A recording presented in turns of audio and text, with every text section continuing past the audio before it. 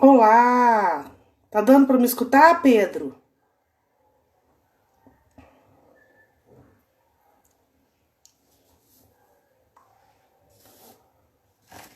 Vamos dar um tempinho pro pessoal chegando.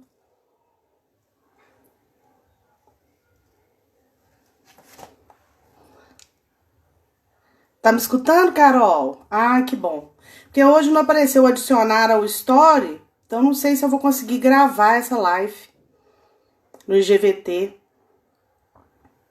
Boa noite. Vamos dar mais um tempinho pro pessoal chegar.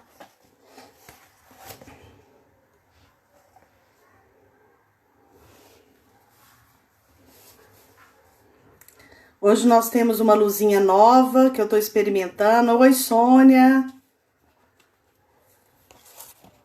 Para ver se melhora a iluminação. Então, boa noite. Hoje o nosso tema, né? Antes vou me apresentar, porque pode vir, né, outras as pessoas assistirem a gravação. Meu nome é Adriana Sintra, sou psicóloga, formada em psicanálise kleiniana. E diante da minha trajetória, né, senti muita necessidade de trabalhar com energia pela minha própria história. Então, fiz uma especialização em acupuntura, homeopatia, cinesiologia. Sou consteladora familiar, dando cursos, né, há mais de 15 anos. E hoje eu tô aqui para falar para vocês um tema que eu acho extremamente relevante e que nos atendimentos particulares eu tô vendo essa demanda muito grande nas pessoas, né? Pessoas que eu já acompanho há um tempo, que é a autossabotagem. O que é a autossabotagem, na verdade, né? Quando a gente faz terapia, a gente escuta isso do terapeuta várias vezes. Você tá se sabotando, e enfim. Eu já vivi esse processo e eu ficava indignada. Mas como? Se eu desejo me realizar, se eu quero a minha conquista, se eu tô aqui fazendo terapia, como que eu me saboto? Então, o que é autossabotagem?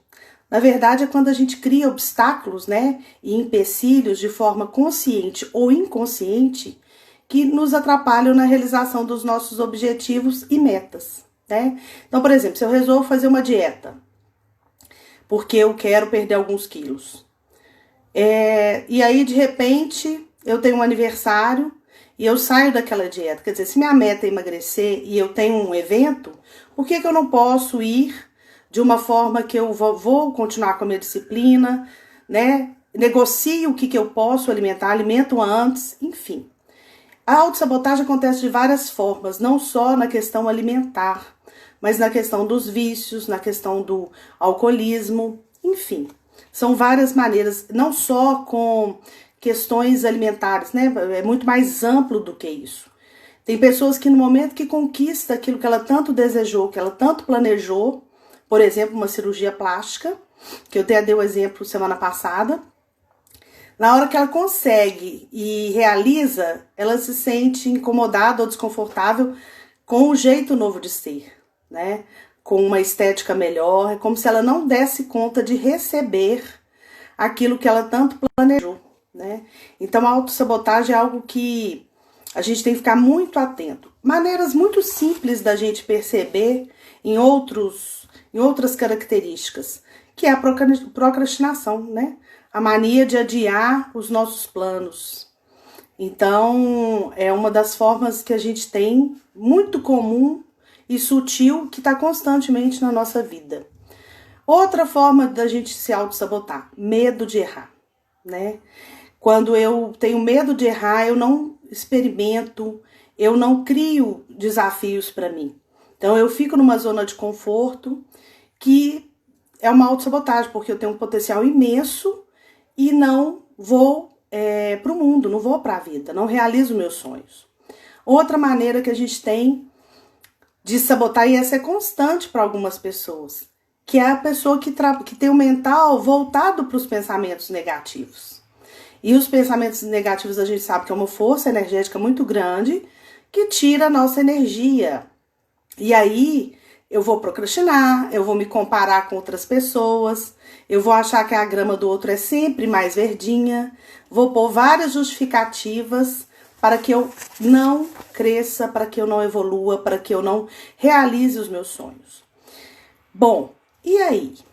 Onde que vem a origem da autossabotagem? Onde começa tudo isso? Hoje está muito comum e até em moda a gente falar da nossa criança interna, ou também criança ferida. E eu tenho uma certa preocupação que tudo que fica muito comum, termos que vão ficando muito comum, será que a gente assimila o que é isso realmente? Ou acaba ficando mais um termo para poder explicar ou justificar as nossas atitudes, né? Como psicanalista kleiniana, Klein contribuiu, uma autodidata que contribuiu muito, muito, muito com a psicanálise. Porque ela trabalhou especificamente a relação mãe-bebê, né? É uma teoria inglesa, a teoria das relações objetais, e tudo começa no nosso primeiro objeto de amor, que é a nossa mãe. Desde a fecundação, a gente capta essa energia da nossa mãe. Então, de acordo com o planejamento que ela fez para vir ou não essa criança, de acordo com o relacionamento que ela tem com o pai da criança, de acordo com as emoções, o momento de vida que ela está vivendo, ela vai imprimir essas sensações e emoções no seu bebê. Então, na verdade, a criança, o nascimento psicológico, ele se dá desde a fecundação. Essa energia começa a ser constituída. E o bebê é uma folha em branco, né? É uma folha em branco. Todas essas impressões ficam registradas no que a gente chama de memória mnemônica, né? Uma memória muito primitiva. E aí vai desenrolando a gestação, vem o nascimento, que é outro momento forte, né? Porque de acordo com a preparação que essa mulher vai ter, de acordo com o parto, se vai ser um parto normal, se vai ser uma cesárea, se ela está segura neste momento, se ela está tranquila, vai interferir na nossa entrada no mundo. Mais registros vão sendo inscritos no nosso cérebro, na nossa vida, né? Bom, e aí vem outros momentos cada vez mais importantes, né? Eu gosto muito de citar um psicanalista que chamou Winnicott, que ele era na verdade, ele era um pediatra, e trabalhando no hospital, começou a chamar muito a atenção dele que determinadas crianças, determinados bebês, que tinham apenas uma virose, uma coisa simples, eles acabavam não vingando. E outros bebês que tinham alguma doença mais complexa, grave, um problema cardíaco, que passavam por cirurgia, sobrevivia. E ele começou a observar o que fazia a diferença. E percebeu que aquelas crianças que tinham a presença da família, a presença da mãe principalmente, com essa criança, mesmo que ela não pudesse entrar o tempo todo ou estar o tempo todo na UTI, mas a vibração dela, a intenção dela de amor com essa criança mudava o estado biológico, mudava o estado clínico desse bebê. E aí o Winnicott, curioso com essas constatações, ele resolveu fazer psicanálise. Então ele forma e se torna um psicanalista. E o Winnicott é o criador do objeto transicional, que a gente ouve muito falar, que é o bico ou cobertorzinho, que essa criança precisa para poder viver a angústia de separação com a mãe.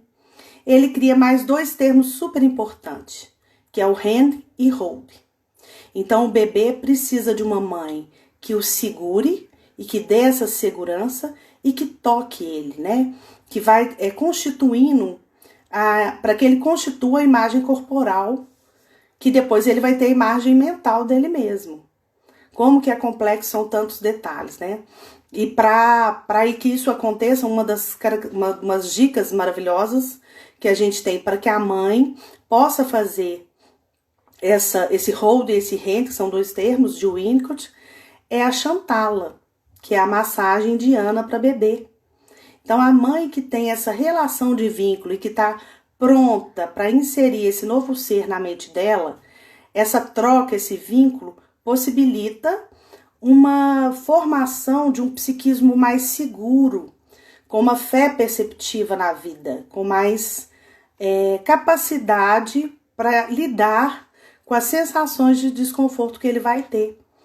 Então, quando a gente fala de criança interna ou criança interna ferida, é tão complexo porque a gente vai ter que avaliar desde a fecundação, do planejamento desses pais, do encontro de amor desses pais. Nós vamos ter que avaliar a relação mãe-bebê, como que essa mãe está lidando com as novas emoções, com esse novo ser na vida dela. Isso tudo vai constituindo o nosso psiquismo. Então, quando a gente está fazendo uma terapia, a gente escuta do terapeuta, você está se sabotando, eu não sei até que ponto que é bom ou que é ruim, porque como, né? Me explica isso melhor, o que isso quer dizer? Como que eu faço isso? Porque o desejo de todo mundo é amar e ser feliz, amar e ser amado. E a gente então tem muita dificuldade de perceber essa autossabotagem, né? É uma coisa muito complexa. Por que é complexa? Porque nós não temos conscientemente a memória dos nossos primeiros dias de vida. Nós não temos conscientemente a memória da nossa gestação. Isso se apresenta com sintomas. E a única forma da gente conseguir acessar essas memórias é através de um processo profundo terapêutico, que envolve às vezes até técnicas hipnóticas, quando a dor ou o sintoma está muito forte, né? E a pessoa, por defesa, para não reviver essa dor, ela vai recalcar isso no inconsciente dela. Então, no verbal, ela não tem realmente memória, né? A gente já teve experiência na clínica, algumas pessoas que estão aqui que participam da constelação, de na hora que a pessoa foi constelar e a gente foi trabalhar, que eu faço a pergunta como é que foi a infância dela, ela fala, não lembro de nada. Né? Ela não lembra de nada, nem com 10 anos, com 6 anos, enfim. É uma defesa, então isso já nos sinaliza que essa pessoa tem uma criança ferida interna muito grande, né? Então é por isso que ela não tem acesso a essa memória, ela não tem acesso a essas informações. Então, gente, assim, vamos lá. Então, a origem está nos nossos registros mnemônicos desde a fecundação, gestação e os primeiros anos de vida. Principalmente os 3 primeiros anos de vida. Mas e aí? Como é que nós vamos conseguir parar de sabotar? Como é que nós vamos conseguir entender melhor como que a gente dá o primeiro passo, né? A gente sempre dá o primeiro. Eu pensei em 4 pilares para poder estar explanando hoje como antídotos, que eu acho que são pilares que nos dão pelo menos um mapa, um caminho para a gente começar. A primeira coisa é a autorresponsabilidade, né? Nós já não temos tempo mais de justificar nossos erros e nem ficar arranjando culpados para nossas dores emocionais, porque isso não funciona. A gente acaba enganando a si mesmo, enganando o terapeuta e perdendo tempo, né? Então, na verdade, o primeiro pilar para qualquer processo de cura e de parar de sabotar, o primeiro pilar é a autorresponsabilidade. Ou seja, eu sou responsável por mim mesmo e tudo o que acontece na minha vida. Eu provoquei, eu atraí. E se de alguma forma, consciente ou inconscientemente, eu atraí isso para minha vida, eu quero mudar. Tem um livro também que eu indico para vocês, que chama Autorresponsabilidade, do Paulo Vieira, que é um livro fácil e gostoso de ler. Ele conta a história toda da vida dele de autossabotagem, né? Chegou um momento da vida dele que o casamento estava péssimo, o trabalho terrível, tudo estava ruim, a saúde debilitada. E aí ele falou, chega de sofrer. Então ele vai numa livraria comum e na seção de autoajuda e começa a buscar muita bibliografia para ele entender melhor e achar um caminho. Com isso, ele se torna um coach renomado, ele tem um instituto e ele começa a escrever sua própria autobiografia de exercícios e de como ele conseguiu se tornar um ser responsável. Então, hoje, em qualquer processo terapêutico, a primeira conscientização de um bom terapeuta é tirar essas justificativas que o cliente chega usando para a própria dor e trazer um convite para ele se autorresponsabilizar, porque aí sim a gente tem como mudar a nossa trajetória, né? No momento que a gente para de olhar para fora e começa a olhar para dentro.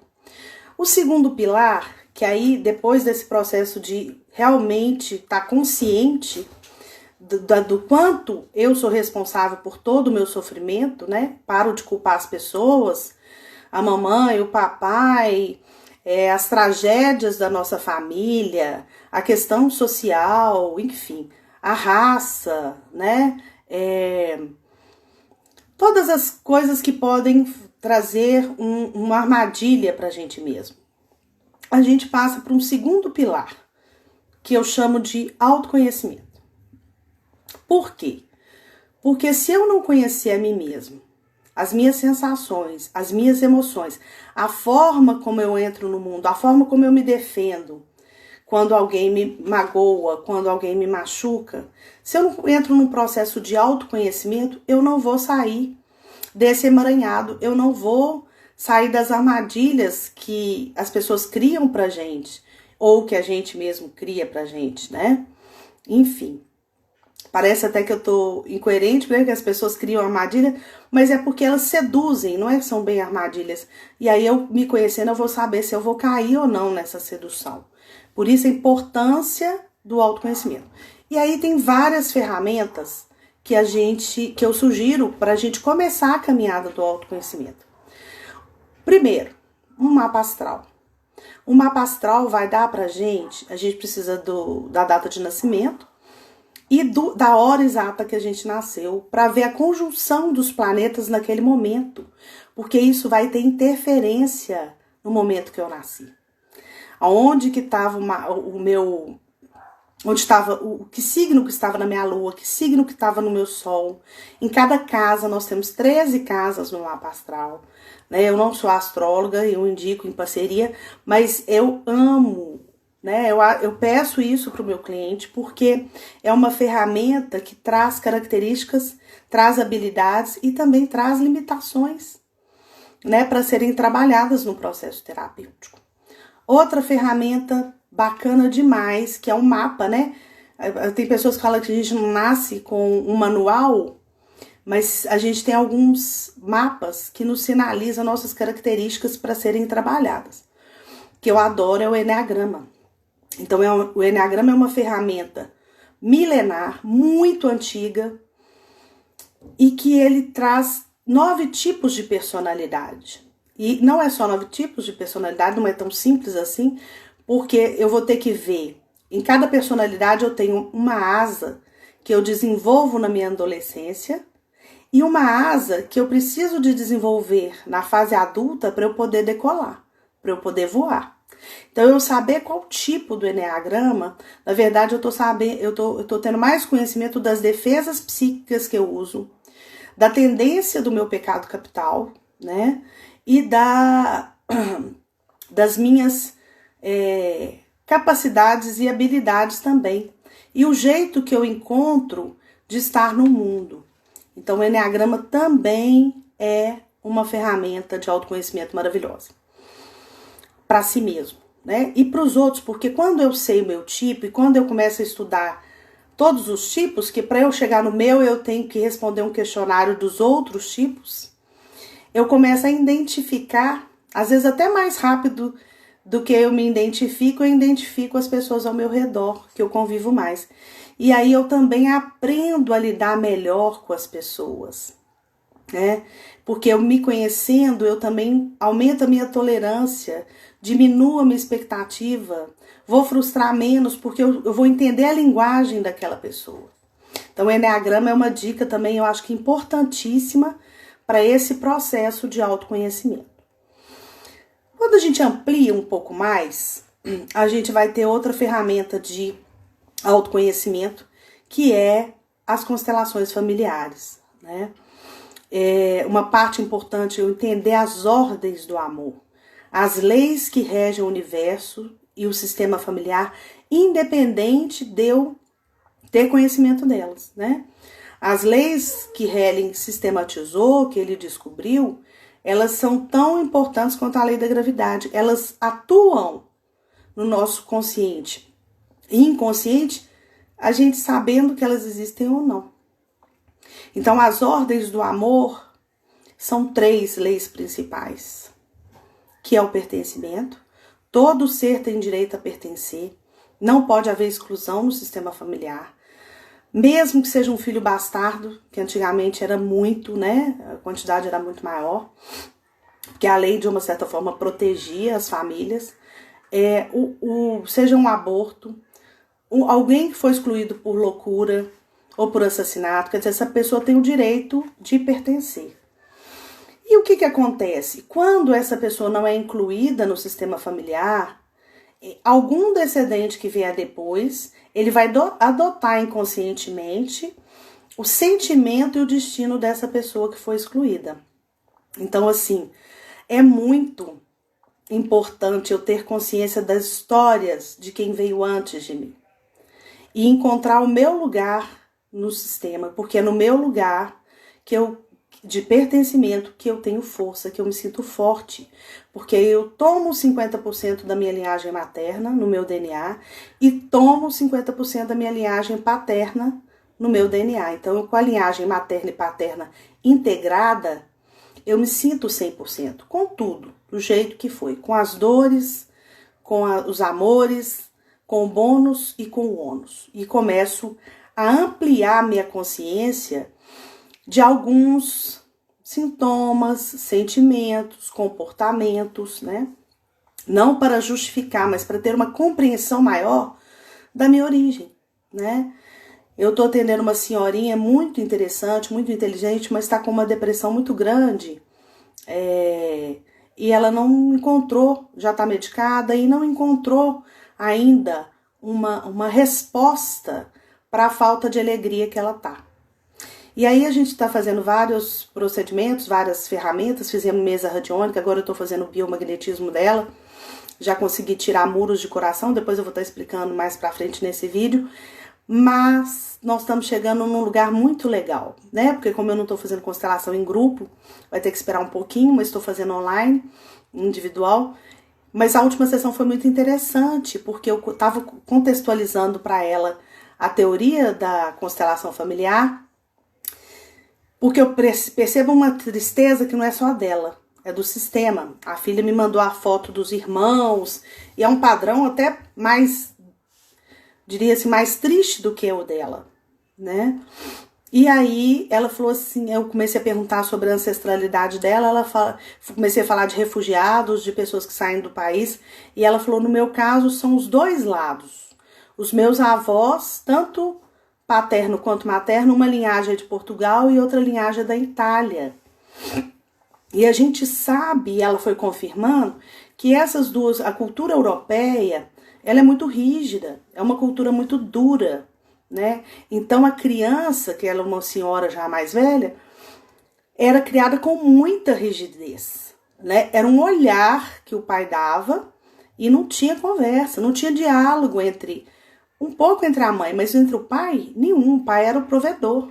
E aí eu fui colocando para ela a experiência que eu já tive na Itália, de ficar na casa de uma família, de férias, enfim, e conhecer a vila, né, que é no sul da Itália, chama Morigerati, e conhecer a realidade mesmo daquelas pessoas, escutar suas histórias. Foi muito interessante, porque eles têm hábito de acordar 4 horas da manhã para trabalhar. A gente vê isso, né? Quando esses descendentes que estão aqui em Belo Horizonte, por exemplo, são donos de supermercados, de padarias, e o hábito de vida é totalmente diferente do que a gente possa imaginar, né? Então, quando eu estava lá, conversei com uma senhora que é daqui, mas também estava lá a passeio, ela presenciou a guerra, né? Assim, não no campo, né? Mas assim, eles foram afetados pela guerra, e ela lembra direitinho que passavam os helicópteros jogando comida, chocolate, jogando coisas para eles comerem. Então ela tem um conceito de vida, de valores, que o trabalho é tudo, né? Ela é uma pessoa muito interessante, muito inteligente, muito independente. Tem um lado rígido da criação europeia que faz com que a pessoa às vezes não tem dificuldade para lidar com esse emocional, né?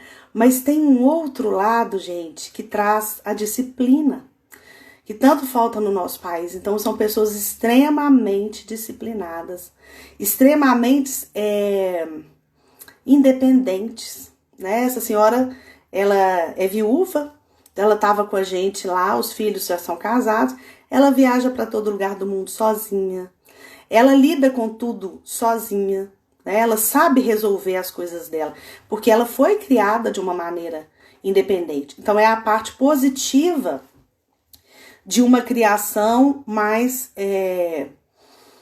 como é que eu vou dizer, autônoma assim, né? Porque quando a gente precisa de acionar o nosso funcionamento do adulto para cuidar dessa criança ferida, que é isso que a terapia vai nos auxiliar, ela vai trazer a nossa parte, o nosso funcionamento adulto através das nossas habilidades, através das nossas características, para a gente poder acolher essa criança ferida, para a gente acolher essa criança interna com tudo que ela passou, com tudo.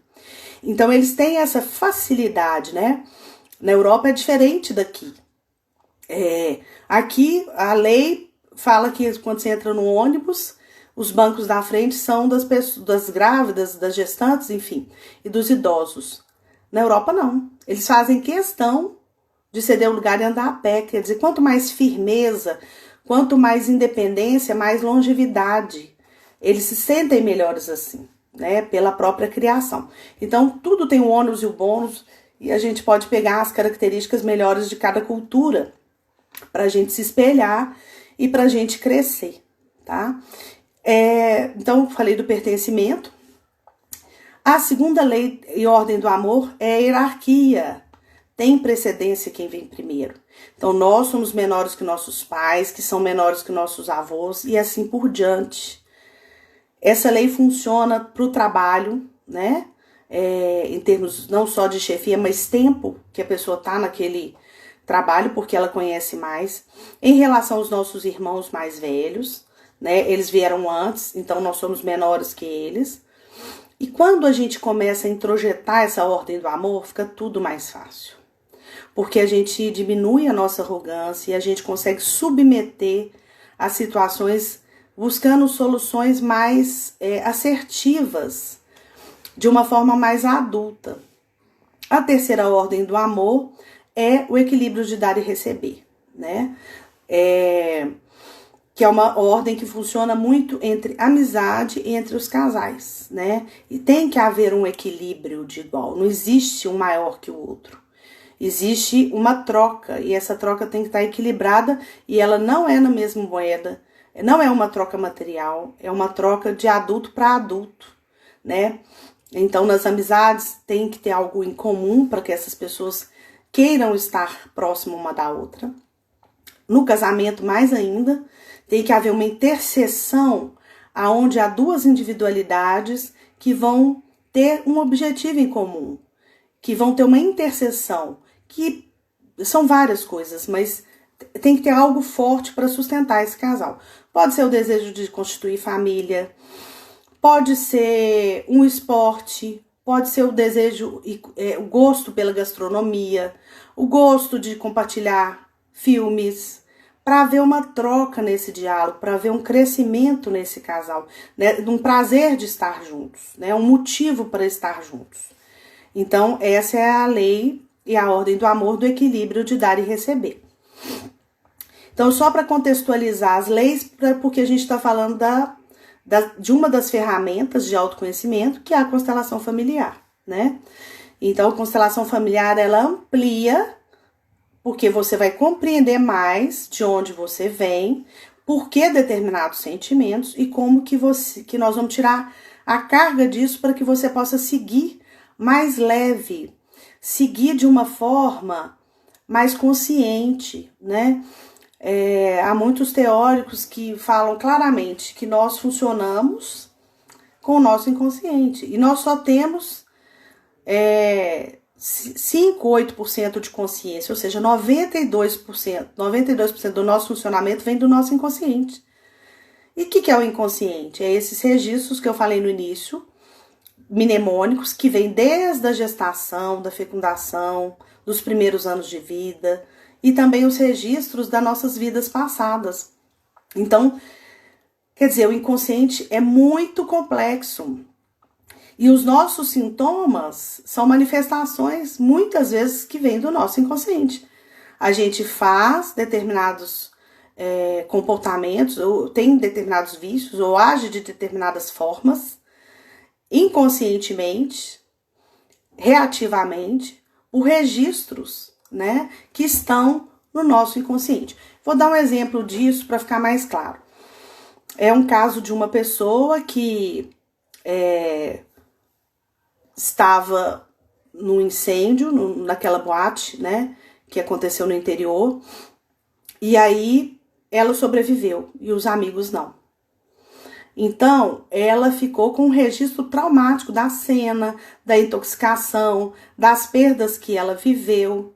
E aí ela volta para a vida, vai com o tempo melhorando, e aí ela se torna uma adulta, e ela casa e vai passar a lua de mel, por exemplo, em outro país, e está num restaurante, né, num bistrô europeu, de alguma maneira, só que é a luz de vela. E na hora que ela entra e que ela vê tudo escuro e as mesinhas todas com vela, ela tem uma angústia. E aquela angústia vem forte, um desconforto que ela não consegue ficar no lugar. Ou seja, essa vela remeteu a uma memória que ela teve de um trauma, de um registro lá da adolescência, quando ela estava naquela boate que pegou fogo. Até aí tudo bem, porque ela tem mais consciência, porque o registro estava na adolescência. Bom lá, essa pessoa morre e ela nasce em outra vida, em outro país, com outro contexto. E de repente ela vai numa festa junina, por exemplo, que tem fogueira, e tem uma fogueira enorme, enfim. E ela tem uma angústia sem nome, um desespero, e ela começa, sem saber por que, a correr. Ela não tem a memória daquela vida que ela era adolescente, que a boate pegou fogo. Ela não tem como fazer o link. Por que da sensação tão desesperadora? E aí, gente, o que acontece? Essa pessoa vai começando a restringir a vida dela por causa da dor, por causa do trauma. Então, ela não vai em lugares fechados. Aí começa os links. Ela não vai em nenhum lugar que tenha luz de vela. Ela começa a não querer ir no cinema, né? Ela começa a não querer andar de avião. Tudo aquilo que contém, que ela não vê saída, que tá fechado, ela começa a sentir aquele mesmo desconforto, a ter um quadro de ansiedade, a desenvolver uma síndrome do pânico, sem saber por quê, né? O que está entrando em ação aí, nesse caso? Todas as memórias passadas de desconforto, todos os registros que estão impressos no campo energético dela, na memória dela, no psiquismo dela, de desconforto. E aí é que cresce e começa a desenvolver as doenças, né? A princípio é uma doença social, depois se torna uma doença psíquica, e essa psíquica, se ela restringe muito e não trata, isso vai para o físico, né? E assim por diante. Então, a importância do autoconhecimento, que é o segundo pilar que eu estou dando como antídoto da autossabotagem, e aí estou falando das ferramentas terapêuticas que a gente tem para se conhecer, né? Então, eu citei o mapa astral, o enneagrama, e passei agora um pouquinho rápido pela constelação familiar, que é bem complexo, só para poder a gente entender que tem solução e tem saída para isso tudo, né? Uma outra ferramenta também que nos ajuda no autoconhecimento é a mesa radiônica. Porque com a mesa radiônica a gente consegue mensurar como estão todos os nossos corpos energéticos e aí saber se eu estou perdendo energia pelo mental ou pelo emocional, se é a minha vitalidade, enfim. Eu começo a ter um norte, assim, como que eu tô realmente? Ou como, porque assim, muitas vezes você acha que tá muito ruim, nós vamos fazer a mesa e eu descubro que várias frequências estão boas, mas tem um vazamento ali no mental. Aquela pessoa pensa demais, pensa demais, pensa demais e não sai do lugar. Então a mesa ela é diagnóstico e tratamento. Nós vamos ter acesso às magias de ancestral, a magia de DNA, o grau que tá de contaminação dela em relação aos antepassados, ela tá quanto em porcentagem que ela está seguindo o destino que não é dela. E vamos ver os contratos de vida passada e vamos quebrar. Além do capacete, chip, implante, que são manipulações colocadas por extraterrestre de baixa vibração para nos desnortear, para nos desequilibrar. Então essas ferramentas, na verdade, são mapas, não são justificativas, são características onde eu vou ter consciência para eu ter controle. Porque no momento que eu trabalho numa mesa radiônica, no momento que eu passo por uma constelação, eu estou desbloqueando, eu estou tirando carga emocional, eu estou desativando, eu não desativo o registro, porque uma vez instalado não tem como tirar, mas eu desativo a carga emocional de sofrimento que está acoplada no registro. Ou seja, eu vou olhar para as questões e vou enfrentar. Porque eu vou entender já por que aquele fogo me gera angústia. Eu vou entender por que aquele lugar fechado me gera angústia. E vou estar com outras ferramentas trabalhando para o meu bem-estar, para que eu consiga transmutar a experiência. Outra ferramenta muito interessante é o biomagnetismo, que é uma ferramenta relativamente nova. O Brasil tá chegando, tem muitos profissionais, mas poucos ainda, pela capacidade dessa ferramenta terapêutica, desse tratamento, quanto ele é funcional, porque o biomagnetismo, eu vou ter a possibilidade de avaliar 3 coisas. Eu vou avaliar os meus patógenos, o equilíbrio do meu pH e os meus muros de coração. O que é patógeno? Vírus, bactéria, fungos e parasitas. Todos eles são importantíssimos para o nosso equilíbrio energético, se eles estiverem nos reservatórios certos, se eles estiverem nas casinhas. Aí o pertencimento entra até no bio. Porque quando você está no seu lugar, você está harmônico, você está cumprindo a sua função no universo. Quando há um desequilíbrio no nosso corpo, por uma emoção forte, esses patógenos, eles desarmonizam, eles saem do lugar certo, gerando várias doenças graves. E a gente consegue harmonizar isso através de imã. E são uns imãs especiais. A gente vai trabalhar no ponto, no reservatório, harmonizando quem saiu fora do lugar. Vamos equilibrar o pH e vamos identificar o que a gente chama de muro de coração. Margarete, que está aí outro dia, me pediu, explica melhor o que é muro de coração. Então, o muro de coração são muros diante do registro traumático, cria-se uma energia de defesa, um muro mesmo para proteger da dor. E esse muro vai afastando a gente das pessoas e afastando a gente dessa troca gostosa, da afetividade, enfim. E aí a gente consegue ler através do bio, que a gente usa a cinesiologia para rastrear, a gente consegue identificar a emoção do trauma, o órgão que essa emoção tá e a idade que aconteceu esse registro e harmonizar.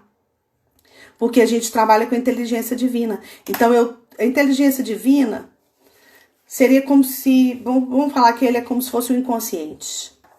Então eu dou a informação para o meu inconsciente do desconforto, eu dou a informação, né, para meu corpo do que aconteceu comigo, que gerou tanta desarmonia e tanto trauma. Então é importantíssimo a gente saber, né, que existem várias ferramentas terapêuticas que vão me dar a possibilidade de eu me conhecer, de eu saber quem eu sou e nomear e começar a simbolizar para eu construir a minha história, para eu realmente se tornar independente, adulto, para eu olhar para essa criança, que aí vem o terceiro pilar, com respeito, com a sua história, para eu acolher essa criança. Eu passei por uma situação de estresse, a gente sempre passa por várias, enfim, e eu estava no aniversário e a minha amiga me apresentou uma desembargadora muito interessante, juíza ou desembargadora, agora eu confundi, mas é juíza, aposentada. Que mulher interessante. E aí a gente ficou a noite inteira conversando, porque ela é muito agradável, ela é muito engraçada. E a história dela é o seguinte, essa mulher, ela não pôde estudar, não pôde fazer faculdade, porque ela teve vários filhos. E ela foi fazer faculdade depois que os filhos já estavam maiores. O marido acho que ele era desembargador. E aí, ela falou, bom, já cumpri a minha missão com meus filhos, agora eu vou cuidar de mim e vou estudar. Passou em direito, apaixonou, ela tem o dom, fez concurso, estudou, virou juíza. No momento que ela se torna juíza, a geração do marido e a rigidez dele era muito grande, ele ficou muito desconfortável, porque ela foi trabalhar no mesmo prédio que ele, se não no mesmo andar.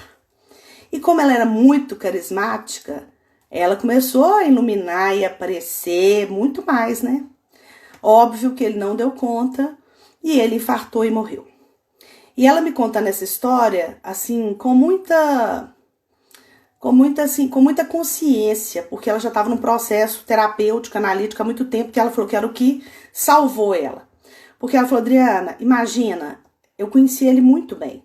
Então eu sei que ele não deu conta do meu sucesso, ele não deu conta de me ver independente, no mesmo patamar que ele, ganhando. Ela falou assim, eu ganhava até direitinho, dava para comprar muito iogurte que eu não tomei na infância.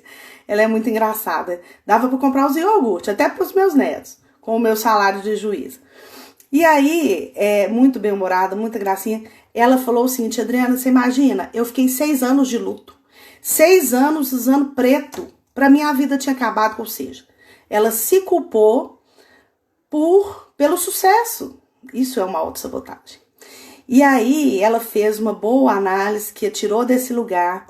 E ela me contou, ela tem, além da casa aqui, ela tem um sítio.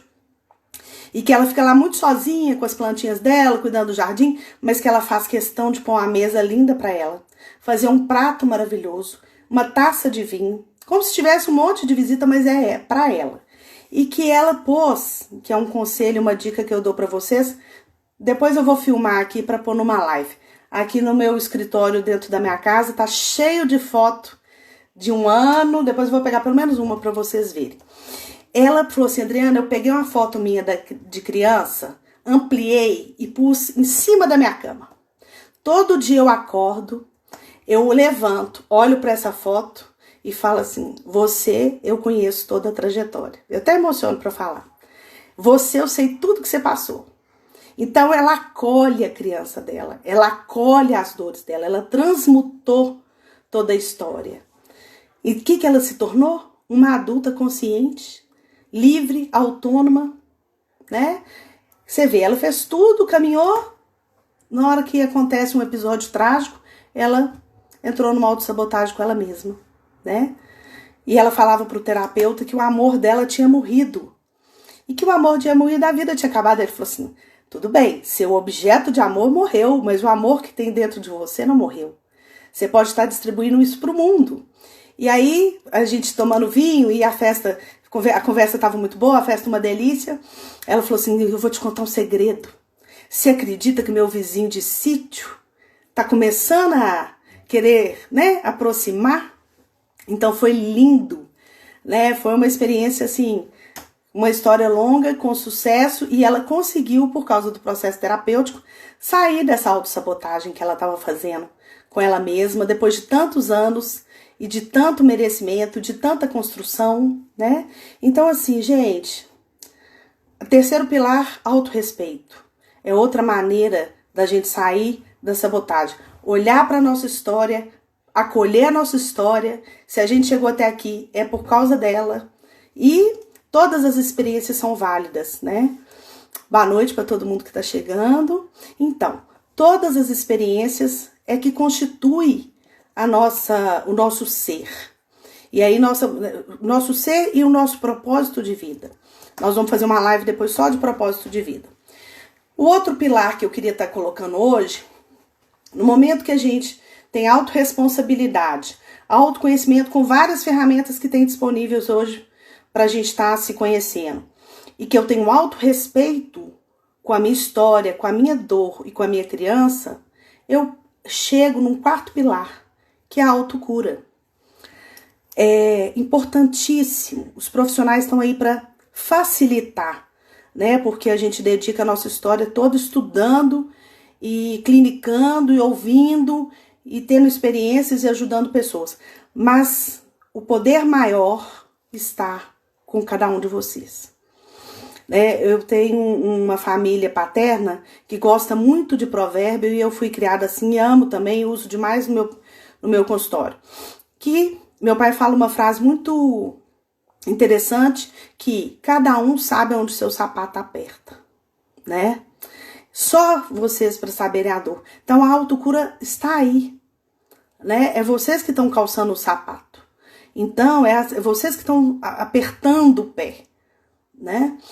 Então essa autocura é quando eu me empodero do meu próprio poder energético que está nas minhas mãos, de autoaplicação, de autoconsciência. Eu gosto de dar dois exemplos, duas ferramentas que estão acessíveis pra gente. Uma é o Ho Oponopono, que tá, se você jogar na internet, tem música, tem a história da Morná, tem a história dos Kahunas, né, do Havaí, como que se originou esse mantra. E aí é começar a utilizar esse mantra para a gente conseguir essa autocura.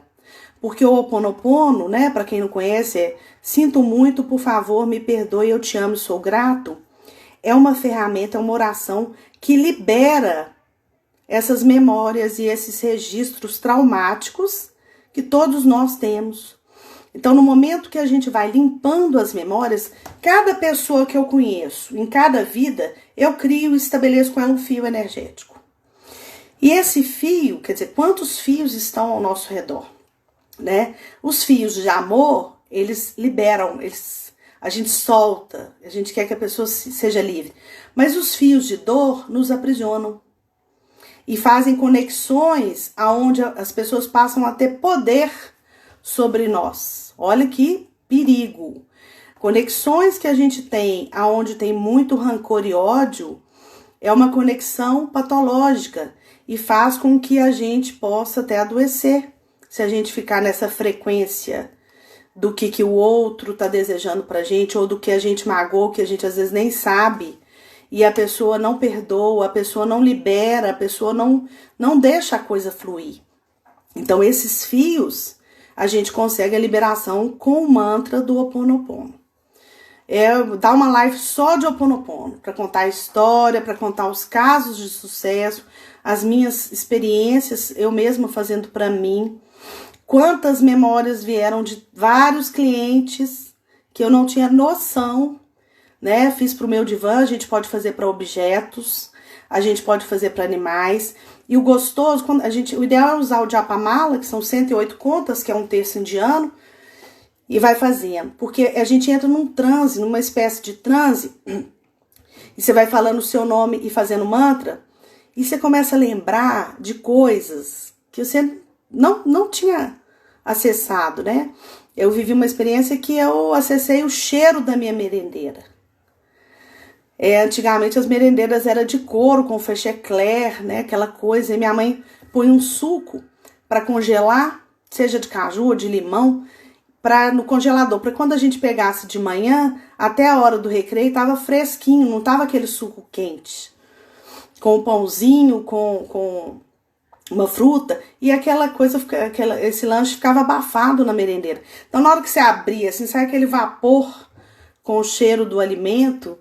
E quando eu tava fazendo Ho Oponopono, uma das vivências que eu tive, fui voltando, eu lembrei do cheiro da minha merendeira.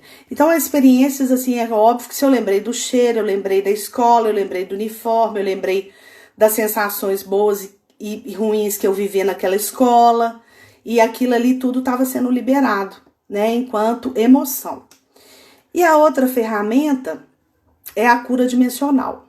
É uma cura que eu canalizei, eu dou essa cura na iniciação do quem faz o curso de cinesiologia dimensional. Eu inicio a mão dessas pessoas para que elas possam tratar, né, com essa canalização, com essa energia.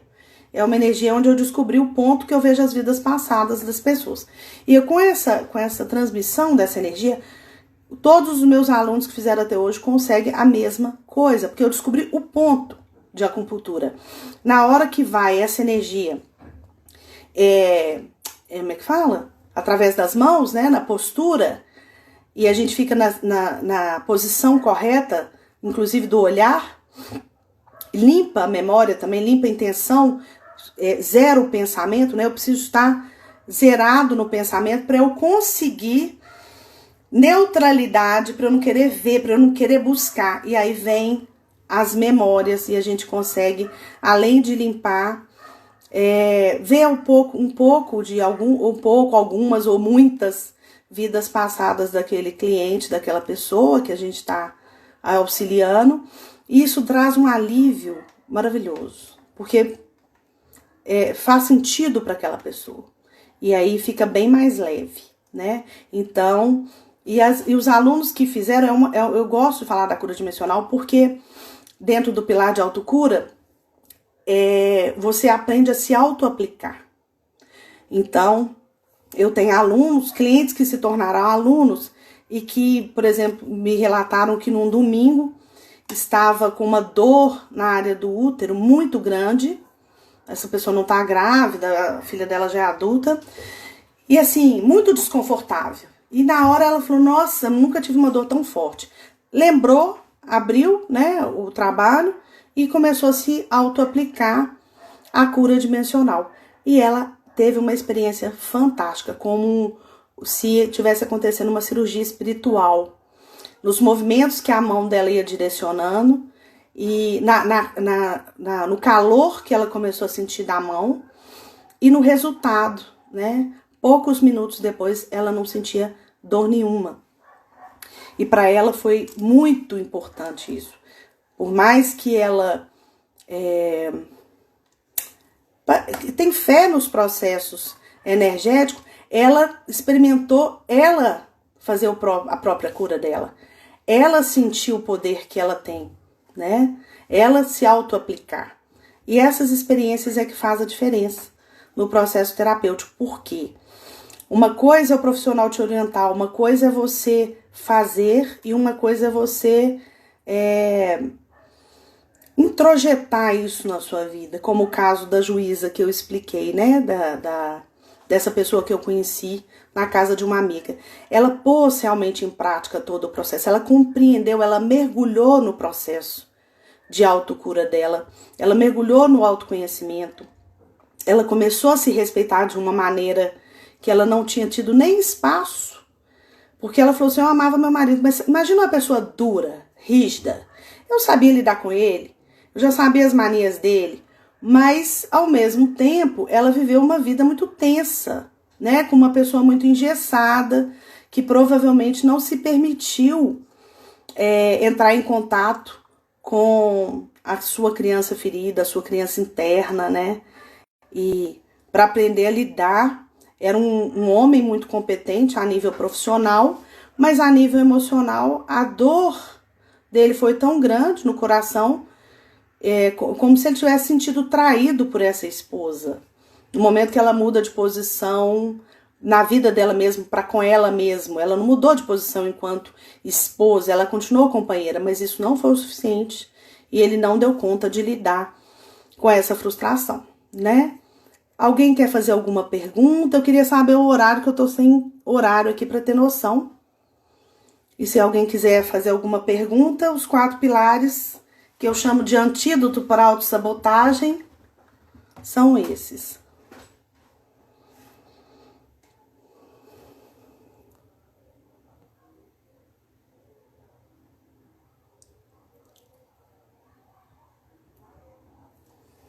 Carol, você tem horas aí? Tá. Alguma pergunta, gente? Que vocês queiram? Eu acho que, assim, é muita informação, né? Que eu queria falar um pouquinho de cada ferramenta terapêutica, só para vocês verem o leque que tem de possibilidades, né? Pra gente tá acessando, pra gente, com amor e carinho, aprender a cuidar dessa criança, aprender a cuidar de nós mesmos, aprender a ter uma postura adulta para lidar com nossas dores sem justificativa, sem culpabilização ou nenhum tipo de vitimização, né? São 8h24, então, como eu quero estar gravando, porque algumas pessoas não puderam assistir e pediram para eu gravar, eu tô gravando todos, quero ver se eu consigo gravar esse também. Queria agradecer a presença de todos, dizer mais uma vez, né, para seguirem lá o Telegram da clínica. O Telegram chama Cuidar do Ser. Eu mandei na lista de transmissão, mas está no meu Instagram também. E sugestões para o próximo tema. Toda terça-feira, às 7h30, eu tô fazendo uma live com os temas solicitados, né? Ou os temas que eu tô sentindo na semana, que tem muita gente trazendo isso para a sessão. Aí eu falo, opa, isso aqui talvez seja do coletivo. Eu acho que pode atender outras pessoas e ajudar outras pessoas. Então, eu queria agradecer a todo mundo, boa noite. E estamos aí. Faça o que vocês gostariam de ouvir. Eu quero ver se daqui a um tempo eu vou abrir para convidados, para a gente ter uma troca maior com vários profissionais, com várias pessoas. Vou colocar os livros, vou colocar um monte de informação no Instagram. Mas aí, para a gente ampliar, né? Trazer convidados para a gente ampliar a nossa troca. E aí vocês podem estar sugerindo também pessoas, assuntos, temas, para ser bem rico a nossa terça-feira, tá bom? Um beijo. Tá bom, vamos falar disso tudo.